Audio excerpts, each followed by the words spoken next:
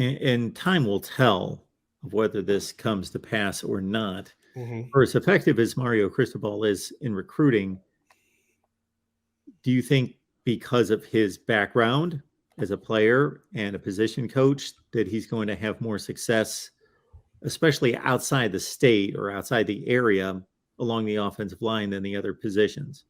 Yes. It's just us. Yes. Now, my long answer would be similar to Nick Saban's DBs, who have been struggling now more recently, but historically his DBs are great. Kirby Smart's linebackers are great. Jeremy Pruitt's linebackers are great. Lane Kiffin's quarterbacks are great. Lincoln Riley's quarterbacks are great. Usually, the position that they have a specificity with, they do very, very well. Recruiting wise and play wise, and then spitting them out to the NFL, if that's your specificity.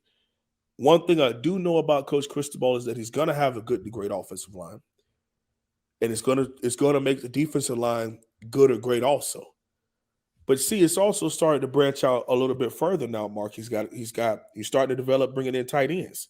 He's starting to get to the point where he can sign linebackers and running backs. Now, to me, quarterback, wide receiver, cornerback, safety will be tough for Coach Cristobal, in my personal opinion. But the offensive, the defensive line, the linebackers, and the running backs, tight ends, I think he's going to do very, very well in recruiting those guys. Why? Because his specificity is going to be so good that it's going to attract. If I'm an edge rusher, I want to be able to go. There's a reason why not only did you bring in some great defensive ends, but Chase Young wants to go to Ohio State. Why? Because he gets to play against some of the best offensive linemen too. Will Anderson wanted to go to Alabama. Why? Because he wants to play against some of the best offensive linemen in practice also.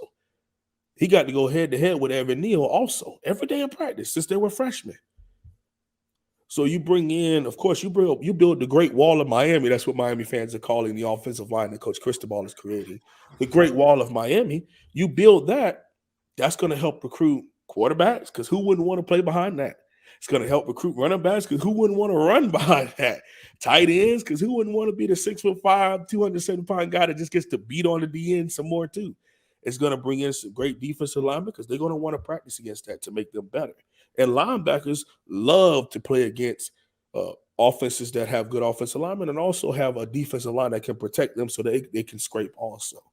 So I think it does help that his specificity is offensive line, and that is why he has spit him out. And he has proof of concept, Mark.